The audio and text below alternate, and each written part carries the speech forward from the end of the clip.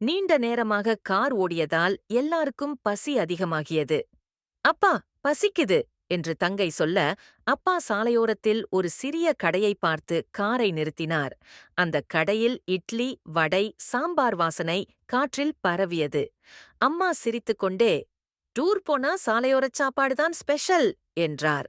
சூடான இட்லி தட்டில் வந்ததும் குழந்தைகளின் கண்கள் ஜொலித்தன.